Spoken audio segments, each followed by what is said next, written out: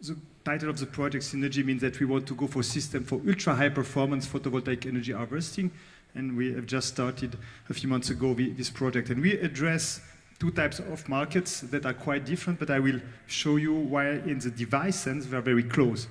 On the one side, for photovoltaics, if you want to go for large area electricity production, you need to have solar cells that are even more efficient. And today, solar cell, you need them cost affordable.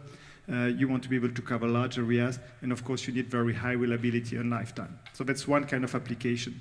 On the other side, we have the energy scavenging problem or opportunity, and I can tell you that more and more people are thinking of putting more and more solar everywhere. And here, of course, you also are very happy if you have very high efficiency.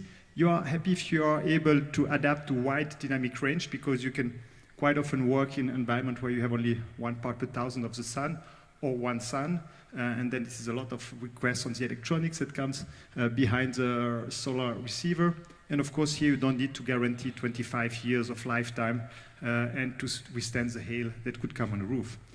And the very nice point about photovoltaics is that indeed you can do these things, you will see, with one kind of, or several kind of technology we have on board. And the why of working on these topics, or for Switzerland, of course, we have the electricity issue. If we need more and more for the IT, we have a limited space available on the roofs, still quite a lot of space, but the higher the efficiency, the better. If you want to stay innovative and competitive on the photovoltaics market, you need novel approaches. And we have seen that electronic devices are more mobile year after year, and you need specialty devices.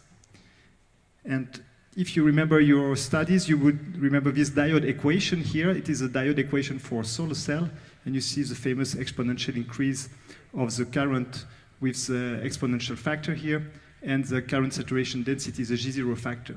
And the very nice point about this equation that it tells you that if you want to make a very good solar cell, you need to have no shunt, no parallel resistor, which is represented by this RP here. This is obvious. But you also want to have this G0 factor as small as possible. And this is the best solar cell you would get for terrestrial application. But the nice thing is also that if this G0 is very small, and you get that mostly by having a high band gap, then you are able to have a solar cell that works also very well at low illumination, better than any other solar cell. And in a sense, and you can just see on that graphic, that you can have solar cell that even at 100 lux, that means almost much less light than in this room, you can still have quite high voltage. So this offers some opportunities in the sense that if you're able to make high band gap cells, even possibly put them on low band gap cells, you are able not only to scavenge a full solar spectrum, but you are able to have devices that will grasp in indoor environment as much light as possible. And this brings us to the topics we proposed for this project, which was first really focusing on making a next generation of devices, and these devices are complex systems. And what is the story about? Well, in Switzerland, we are lucky enough, we have several groups of researchers that can do fantastic solar cells. You have the group of Ayuja Tiwari at EMPA, who can do some of the best chalcopyrite solar cells. CIGS can do Nano-Tera solar cell. You have the group at EPFL in EMPA, at CSCM in Neuchâtel, who can do high efficiency crystalline silicon solar cell, which are excellent in the infrared. You have the group of Michael Gretzel, who can do high band gap perovskite solar cells, and other groups are also starting in Switzerland on that topic. And you have also innovative approach with making like gallium arsenide and nanowire high band gap solar cells.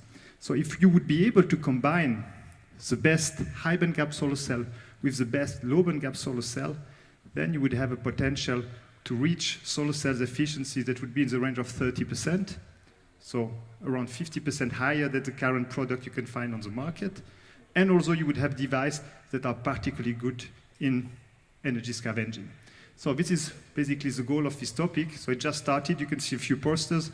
We have already made the first coupling, filtering one cell with another cell. So we are having the first results here. And really the goal is to be able then to realize the first devices and then to couple that to some electronics to power something and to see what is the potential for a large system. And in order to realize this project, we have the network that I've shown here, and with various interests as well from the solar side as for also from the industry side in the microelectronics, EM Marin and Azulab are also our partners in this project. I thank you for your attention.